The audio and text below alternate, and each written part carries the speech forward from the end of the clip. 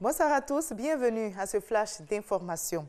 Le Premier ministre Amadou Gon Coulibaly est en mission à l'étranger. Il participe aux réunions de printemps du FMI et de la Banque mondiale à Washington aux États-Unis.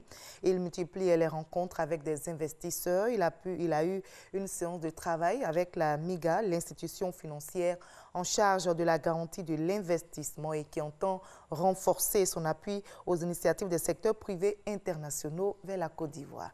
Alexis Ouedraogo est notre envoyé spécial aux États-Unis. L'AMIGA, c'est l'agence multilatérale de garantie des investissements, une branche du groupe de la Banque mondiale.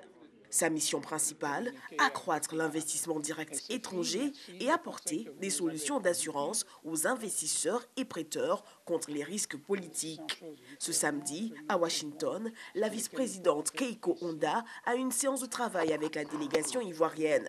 L'occasion pour le Premier ministre Amadou Gon Coulibaly de présenter l'approche offensive de la Côte d'Ivoire en matière de recherche d'investisseurs.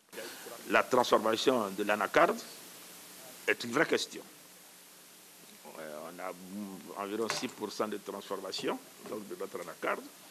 On ambitionne donc, dans les 2-3 années de passer à 50% de transformation. Nous avons pris des mesures donc, réglementaires donc, cette année qui font que les exportateurs d'anacarde sont obligés de réserver 15% donc, de l'anacarde pour l'industrie locale. Mais il faut créer les conditions et inciter, donc je dirais, cette industrie locale à se développer, qu'il y ait des investisseurs qui viennent, qui investissent, que l'on crée toutes les conditions pour qu'il en soit ainsi, donc, etc. Donc c'est pour cela que je crois qu'en plus de l'idée classique où des investisseurs vous saisissent, comment nous pouvons nous organiser pour pouvoir capter des investissements dans des secteurs qui sont hautement prioritaire donc, pour les Ivoiriens. Vous savez que l'anacarde a ceci de particulier, c'est que la transformation donc, induit, là où je dirais, un besoin d'emploi relativement énorme, notamment donc, de femmes. Et je crois que nous devons travailler donc, sérieusement, je dirais, donc, dans ce secteur. Une approche saluée par l'institution financière qui s'est engagée à accompagner le pays.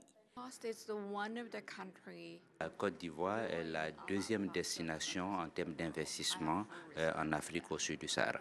Nous espérons travailler avec la Côte d'Ivoire dans plusieurs secteurs qui sont d'intérêt pour le gouvernement ivoirien. Il y a les questions de la construction d'infrastructures sanitaires, il y a aussi les questions d'énergie et surtout l'agrobusiness qui est un secteur très important pour le gouvernement ivoirien afin de pouvoir créer de la valeur ajoutée et aussi, surtout, répondre aux besoins de création d'emplois.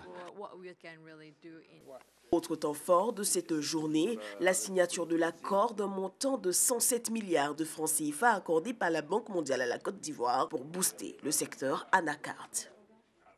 Sur place ici en Côte d'Ivoire, la lutte contre la poliomyélite se poursuit. Le ton du premier passage des journées nationales de vaccination contre la poliomyélite a été donné hier vendredi. Cette vaccination concerne les enfants âgés de 0 à 5 ans sur toute l'étendue du territoire. Les enfants d'Akodo Village ont reçu leur dose de vaccin. L'objectif est clairement d'empêcher la réintroduction du poliovirus sauvage en Côte d'Ivoire. Rappelons que depuis 2015, le pays a été déclaré pays libre de la polio. Le Maroc frappe à la porte de la CEDEAO, Communauté économique des États de l'Afrique de l'Ouest. Une demande qui suscite des interrogations de divers ordres. Le cercle de pensée marocain mène donc une série de rencontres dans plusieurs capitales de l'Afrique de l'Ouest.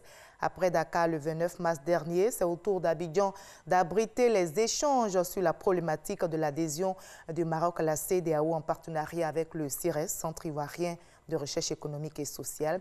Le thème de la rencontre, le Maroc dans la CEDEAO, élargissement ou approfondissement. Élément de réponse ce soir à 20 h. À l'étranger, à Madagascar, une personne a été tuée, 16 autres blessés ce samedi. Notez que les députés de l'opposition avaient appelé à un rassemblement devant l'hôtel de ville pour dénoncer les lois électorales et la façon dont elles ont été adoptées le 4 avril dernier à l'Assemblée. Les autorités malgaches avaient prévenu qu'elles ne toléreraient aucun rassemblement politique ce samedi 21 avril. Au Zimbabwe, l'ex-président Robert Mugabe devra s'expliquer sur la disparition de revenus diamantifères représentant la somme de 15 milliards de dollars de revenus. Le chef d'État est cité à comparaître le 9 mai prochain. Ce comité en charge des mines et de l'énergie a été particulièrement actif ces derniers mois. Depuis le départ de Robert Mugabe du pouvoir, ce comité a convoqué plusieurs anciens ministres, chefs de la police et hauts responsables de l'administration.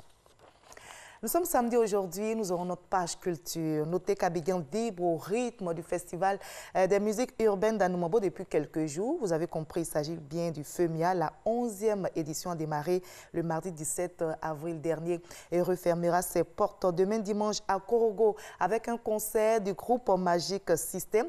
Le thème de cette édition, jeunesse africaine face au défi de l'immigration clandestine.